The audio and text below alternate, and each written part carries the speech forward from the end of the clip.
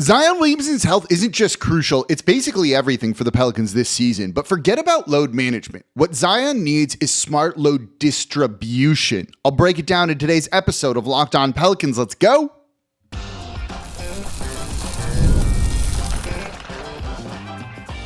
You are Locked On Pelicans, your daily New Orleans Pelicans podcast, part of the Locked On Podcast Network, your team every day. Welcome to another edition of Locked On Pelicans, the daily podcast covering your favorite team, the New Orleans Pelicans and NBA, part of the Locked On Podcast Network, your team every day, available wherever you get your podcasts and available on YouTube. I'm your host, Pelicans Insider, credential member of the media, Jake Madison, at NOLA Jake on Twitter.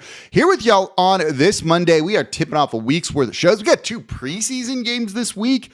Oh, it's going to be glorious. We're getting back real close to the Pelican season here, just a little over 2 weeks away now. I'm excited. I hope you're excited, and I hope you're making Locked On Pelicans your first listen today and every day. We are here Monday through Friday, the #1 Pelicans podcast, covering everything you want to know about this team. So please subscribe wherever you get your podcast. Join us on YouTube, and don't forget, you can also watch Locked On Pelicans on the Gulf Coast Sports and Entertainment Network every single weekday at 10:30 a.m.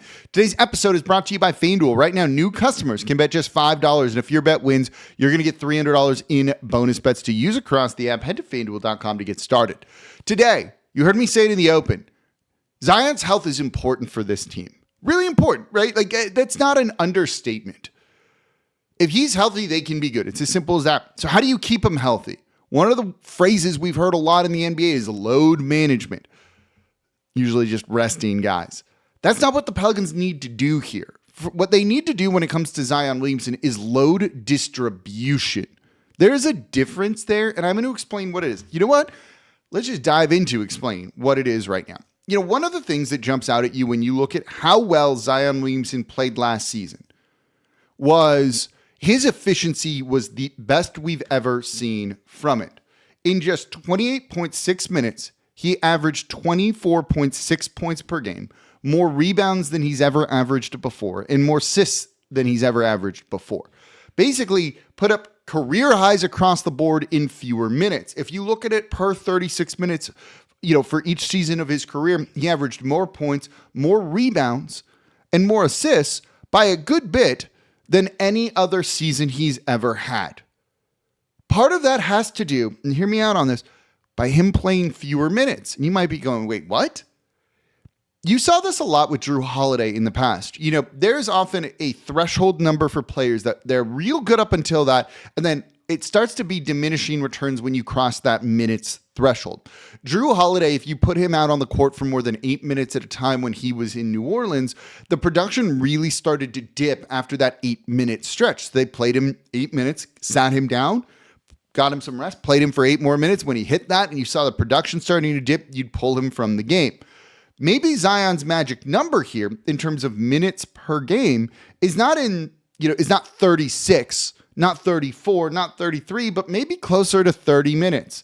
It's about kind of keeping him fresher so that he can be efficient in the time that he's out there on the court. But if you play him too much, he gets a little bit more tired. Naturally, production goes down. Now, maybe that's improved by the new physique, the new shape he's in, but you get the concept of what I'm saying here. But the idea to me would not be play him fewer minutes. It's how do you use him in those minutes that he's out there on the court? It is possible to find Zion Williamson rest when he's out there on the court. So rather than making him grind through 34 minutes, or 36 minutes with a high usage rate, or playing him just 28 and letting him go full bore during those 28 minutes, is there a balance here? And I want to look at 2 areas, scoring and playmaking. Basically, a huge burden is placed on him in both of those areas. He's got to do the bulk of the scoring for New Orleans. He needs to do the bulk of the playmaking for New Orleans. But that's going to tire you out when you have that high of a usage rate. Is there a way to drop that down a little bit while still keeping him on the court? Because frankly, he's a threat. And that's an important thing. Last year, his usage rate was the highest it's ever been. I don't think that's bad, but I don't know if he'll be able to do that for 34 minutes. 28? Yeah. So if that's the case, and you're going to play him 34 minutes at that same usage rate, I bet he's not going to be as efficient, and that's not what you want. So what do they do here, right? It's basically you need other dynamic scoring threats to take some of the burden off of him. This has not been Brandon Ingram throughout Zion Williamson's career. Teams were content to let Brandon Ingram take mid-range jumpers, and they would still kind of key in on Zion. They would still focus in on him, and they were like, yeah, do the thing you want to do. That's how we beat you. But now things feel a little bit different. There is just more a different dynamic to this team. Trey Murphy's poised to take a leap, and he's looking like he's going to be a 3-level scorer this year. He was the number one option for the team when everyone was hurt, when he was healthy out there, and he delivered over 21 points per game last season. He was phenomenal. He easily could have won most improved player last season if he had played enough games. He would have been in the running for it at the very least. So he's ready to take that leap. And as a 3-level scorer who's got a much deeper bag of moves, his handles improve to get to the basket, he can take on a lot of that. It allows you to use Zion off ball at times. And those off ball moments where he doesn't have the ball in his hands, where he's not driving downhill at full speed, flying into bodies, getting hacked, getting beaten up, it allows him to rest so that when he does be your main guy with a high usage rate, he can go as hard as he needs to go during that stretch. Same thing for Jordan Poole here too, I think. Having him as that microwave scorer, even though he can be not boom or bust, but there's moments when he's a little bit inconsistent, he's shown that he can play in a variety of different ways. He is an insanely good threat off of the dribble, pulling up with the ball in his hands, and you need to put a defender on him, if not two, at all times. That eases the burden on Zion Williamson in a way that it hasn't been eased on him in the past. Just having those two guys is phenomenal. When you look at a guy like CJ McCollum, they brought him in to kind of be that pull-up shooter originally, but he wasn't really the downhill attacking threat. As he's aged a little bit, he still has moments of that, but he's more of a spot-up shooter. It's not Jordan Poole right now. Jordan Poole is that downhill attacking threat that if you give him some space from 3, he's going to pull up and shoot it. And that's a really good thing. All of that's to say is Zion probably has more, teammates to help him, help score and take some of that burden off of him that fit what the Pelicans want to do offensively than he's ever had before. That's where you find him some rest. That's where you find him sometimes when he's out there on the court, drawing at least one guy, if not 2 to the ball, and opening things up for others with his court gravity, and you just don't need to do him much. He can jog around. He can just do some off-ball cuts. He can stand in the corner 3 and then just sprint down on a baseline cut, something like that. But he doesn't need to constantly have the ball in his hand. His touch time doesn't need to be high. That is a number that is tracked. If you could get his time per touch down a little bit. It was around 4 seconds, 3.5, 4 seconds last year. Whenever he got the ball, had it for 3.5 or 4 seconds. Get that down a little bit. If you can drop that down a little bit, that means he's conserving energy for the times where you need to ramp him up a little bit more. There's a difference. That's the difference here between load management and load distribution. Load management means you're just sitting the guy down and it's that simple. Load distribution means you're sharing all of that with everybody else. You're taking that usage rate and other people are using that up a little bit too to keep somebody fresh here. This will help Zion down the stretch of games. This is going to help him, you would imagine in fourth quarters to close out games. This is what the Pelicans need to be focusing on right now. You need to keep Zion Williamson not just healthy and on the court all season long, but fresh. We've seen him in fourth quarters lumbering, breathing heavy, and clearly being gassed. Now, again, I do think the conditioning he's in, the shape he's going to be in, is going to help that too. But if that just means you're using all that extra energy up throughout the course of the game, he's still going to have nothing left in the tank in the fourth quarter. So finding ways to manage his minutes most efficiently, making sure that these are good minutes you're getting from him, I do think is a really important thing that this team is very much capable of doing. This was eye-opening to see how well Zion Williamson played in limited minutes last year. He would not have had the same efficiency if he was playing 32, 33, 34 minutes per game. There was a reason they were keeping him at that 28.6 number. Second lowest of his career behind his rookie year, which makes some sense there. So I do think if you can find the right way to kind of load distribute, I think I'm making that phrase up. I don't know if that's ever really been uttered before. Maybe it has.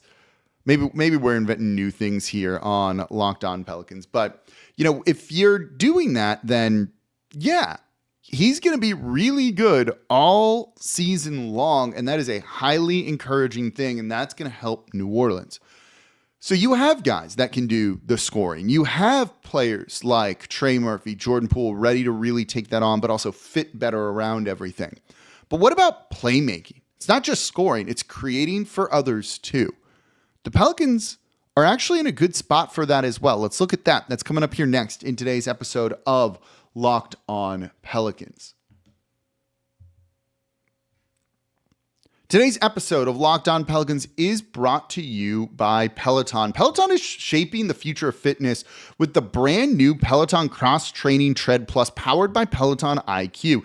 It's their most advanced equipment yet, designed to give you real-time guidance and endless ways to move. So whether you're running, lifting, or cross-training with your favorite instructors, this is training reimagined. Peloton is built for breakthroughs with tools that help you plan, stay motivated, and reach peak performance. And I love how the Peloton IQ system offers real-time strength coaching. It actually tracks your reps, suggests the right weights, and even corrects your form. It's making every rep safer and smarter.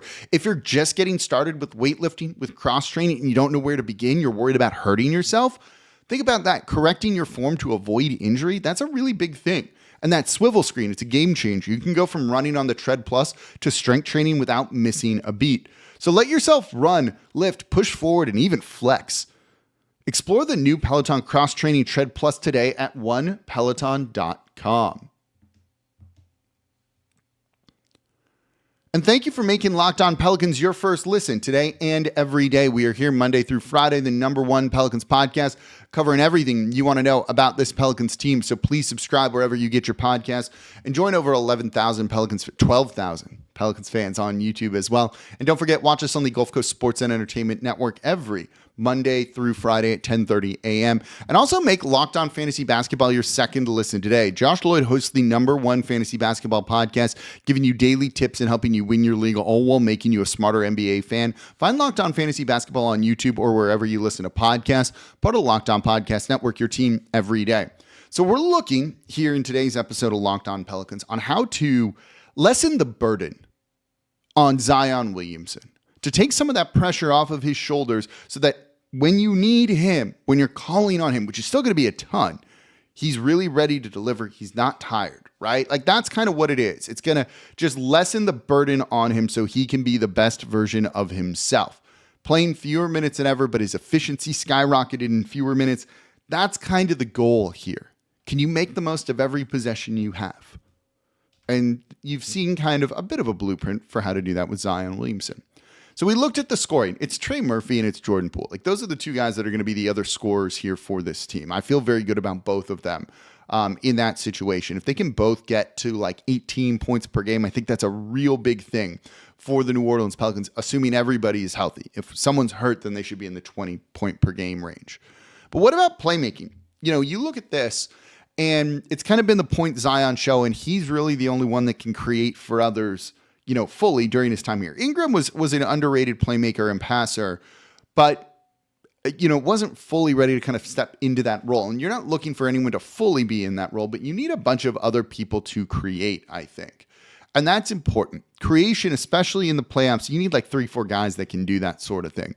Right now, when you kind of remove Ingram in the past from the equation, it's just been Zion. But this is also why but the point I'm trying to make here is they have other guys that can do this. You know, DeJounte Murray, whenever he returns, is a guy that'll be able to do that. They brought him in to be the point guard, right? To create for others, keep the team organized down the stretch, create for others. As simple as that. He'll come back and he will be healthy. We just didn't really get to see it last season. You know, they'll ease him back into it, but it does give some sort of playmaking creator with bench units, I think, that you can easily fit next to Zion Williamson. You also have Jeremiah Fears, right? Brought in to be that downhill attacking threat. I don't think he's going to do much as a scorer this season. You know, I went over what his rookie numbers, we kind of expected them to be. They're not going to be bad. They're not going to be incredible. I don't know if he's going to help the team win. And for him, it's more process over results to me this season. And I think the process of how he's going to play is going to be good. So you brought him in to play make a little bit too. You know, you also have Jordan Poole, who's going to be your de facto starting point guard. And he's shown he can do it in not full-time, but as a part-time lead guard. He's actually fine at that. You don't want him being your full-time, like primary ball handler every possession he's on the court, but you only needed him to do it sometimes, right? It's still going to be, in my opinion, the majority of Zion Williamson. It's still going to be point Zion in a Zion-centric offense, but they want to have some other options. One, that if you can put Zion off ball, even if it's just him standing around, he's a threat out there and teams will account for that. The court gravity is big. That's going to allow him to catch his breath. That's going to allow him on the next possession to have a little bit more energy to maybe score a little bit better, or, whatever it might be. So having Jordan Poole take on some of that role, some of that burden alongside Murray when he's back, alongside Jeremiah Fears when he comes back, that reduces the pressure off Zion's shoulders. That's what we're looking to try and do here so that he can make the most of every minute he's really out there as your primary guy. But someone else that I think is kind of forgotten about in this is someone like Derek Queen. And I see everyone saying like Zion and Queen don't really fit together and all that. And truthfully, there is something to that. But Queen is a very underrated playmaker, particularly out of the center position. I think he could have an NBA comp in theory alongside like Alperen Şengün a little bit. I think this is someone who, really can kind of be your point center, which is tough. It's really tough to build around that kind of player. The Houston Rockets have kind of seen it. Even not that Şengün or anyone is anywhere close to Nikola Jokic, but that's the type of player that's tough to build around, but is very creative and useful to have. And while, the fit isn't natural between Zion and Queen, if you're running Queen as kind of a playmaker for you and you're using Zion off ball, though neither stretches the court, if you're running a bit of a motion-based offense, having guys fly around, I think you can get away with a lot of that. Truthfully, I think that's the type of thing where there's just so much playmaking with others that maybe just allows you to play Zion 32 minutes instead of 34 because Queen's taking on some of that playmaking role where you can just kind of plug him in. I've referred to him as Zion insurance at times. Should Zion go down, you can still run some semblance of that offense than you would be able to otherwise because no one can kind of replace that skill set. Except Zion is such a unique big. What are you going to do? Queen's pretty unique, so you got a kind of unique big as a backup there, I think, which can help with some of this. So there is that level of it as well. So Queen can take on some of the playmaking burden when he's ready, which won't be, to start the season. It doesn't sound like he's going to be ready to play this to start the season, though hopefully. He's definitely kind of getting close. You saw him at, the back-to-basketball event, shooting, doing some other things. So he's certainly getting there. But the Pelicans have more playmaking, I think, around this team than we've seen from it before. Herb Jones can take on some of the playmaking. He did a lot of that in college at Alabama. We've seen some playmaking from him here. Trey Murphy grew as a playmaker and as a passer last season, averaging, it was over 4 assists per game, I think the numbers were. It's actually pretty good, all things considered. So when you look at all of that, Trey Murphy was 3.5, close to 4. So you start to see that and you're like, oh yeah, this could maybe work. There might be enough playmaking here because Trey can do it. Look, if you needed a possession down the stretch and he had the ball in his hands, he could do it. Zion can do it. Jordan Poole can do it. Murray certainly is going to be able to do it. Fears will just drive and attack the basket and try and create for others that way. There's that, right? Queen can do some of this. We haven't even mentioned Jose Alvarado in this one. I mean, he's a point guard. So you start to look at this and you start to feel a little bit better maybe about where they are and what they're going to be able to do and realize, maybe there is like enough kind of creation on this team and for everybody to try and like fill those kind of roles. That takes some of the burden off of Zion Williamson having to do it every single possession. And so if you start to really kind of look at the team that Joe Dumars is building, remember I was like, depth, whatever. And then you start to kind of dive into it a little bit more. You see it a little bit more in preseason. We're going to play against the team's going to play against NBA teams this week. So that's going to help. All of a sudden the vision, starts to come to fruition and you can kind of see what they're doing here, right? Was Joe Dumars, still out on, grading the offseason and everything, but Was there more of a plan here? Does he understand Zion Williamson and what Zion needs more so than other people realize? And is that kind of the key to unlocking Zion? If you're looking by how Zion played last year, yeah, maybe it is. Yeah, maybe it is. What do you think? Let me know in the comments down below. There's one area I don't want to see the burden reduced on Zion Williamson, though. I'm going to tell you what that is coming up here next in today's episode of Locked On Pelicans. Today's episode of Locked On Pelicans is brought to you by FanDuel. The NFL season is here. The NBA season is almost here, and FanDuel has an offer you don't want to miss. Right now, new customers can bet just $5 and get $300 in bonus bets if you win. That's right. Pick a bet, put down $5, and if it hits, you're going to unlock $300 in bonus bets to use across the app. I love how FanDuel gives me so many ways to play. I built parlays, tried player prompts, and even followed those lines like during the game and everything. Look, you miss kickoff, miss tip-off, you can still get in on the action. It's great. Just makes watching sports a little bit more exciting when you've got something riding on the action here. So whether you're a casual fan or you love diving into the stats, FanDuel makes the game day experience just a little bit more fun.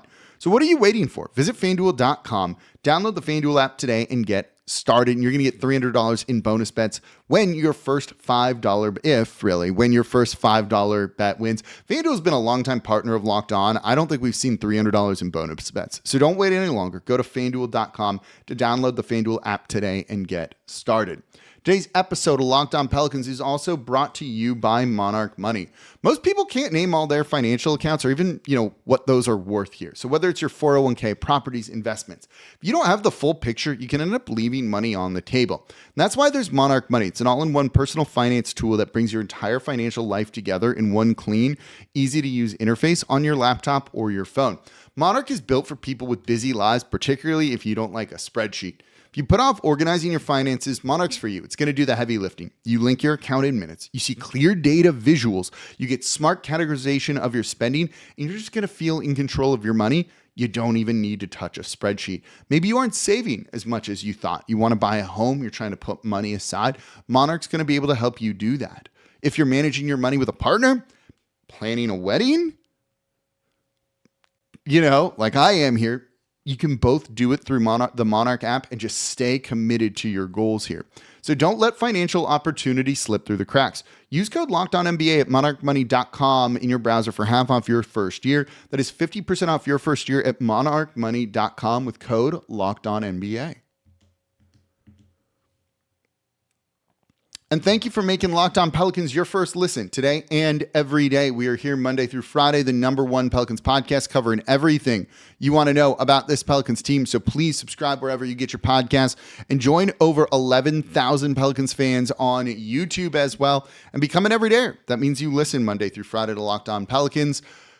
For your second listen, make it Locked On Saints. Saints didn't beat that defense looks so bad against the Patriots. What's going on there? Ross Jackson's going to make sense of everything black and gold. Part of the Locked On Podcast Network, your team every day. Make Locked On Saints your second listen. We got to wrap this up quickly here, but we're talking about ways to ease the burden on Zion Williamson and who's really ready to fill those kind of roles and how maybe Joe Dumars has built the right team around Zion Williamson to kind of maximize him by making his life easier, not by making him do more, but by just having other guys be able to take on some of that burden that has long been on Zion's shoulders kind of alone.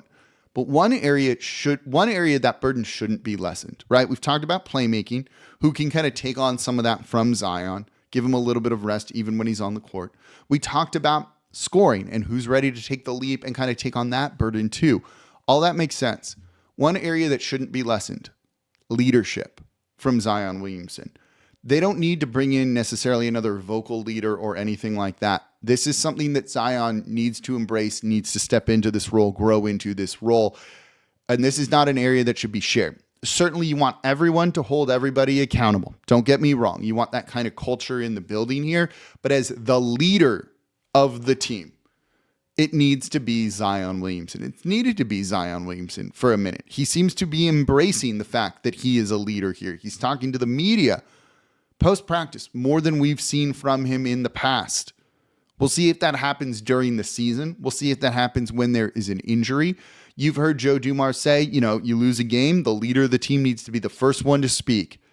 Yes, Zion needs to be the leader of this team, and it does seem like he is eager to step into that role, embracing stepping into that role. But that is not an area where fully it should not be shared. This should be heavily on Zion Williamson to be the guy. You lead by example, playing hard every possession, defending hard every possession, unless they're kind of keeping you up ball to relax you a little bit. But you get what I'm saying. You need to be the leader who does all of the right things, all of the correct things on and off the court. So they should not ease that burden on Zion Williamson. Have guys that are going to be there, vocal. And when people need to be called out, let Zion call them out and have others do it too, whenever it's needed, whatever it takes. But being the leader of the team, the person setting the tone, that needs to be Zion Williamson. And that burden, in my opinion, should not be shared. The good news is it feels like he's willing to do that. And maybe he just feels more empowered. Maybe he connects more with Joe Dumars. Whatever it might be, they've started to kind of, at least now, it's early on in the season, things can change. They've started to find the right area where this does seem to work, and that's a highly encouraging thing. What do you think about the depth, about easing the burden on Zion Williamson to get the best out of him on a minute-by-minute or per possession basis? Let me know in the comments down below. I think this could work really, really well to just get the most efficient use of Zion Williamson this coming season. So that's going to do it for this episode of Locked On Pelicans. As always, I'm your host, Jake Madison, at NOLA Jake on Twitter. This is the Locked On Pelicans podcast, part of the Locked On Podcast Network, your team every day. Don't forget, subscribe wherever you get your podcast. Join us on YouTube as well, and you can still watch Locked On Pelicans on the Gulf Coast Sports and Entertainment Network every weekday, 10:30 a.m. As always, I'm your host, Jake Madison, at NOLA Jake on Twitter, and I'll be back with you all tomorrow.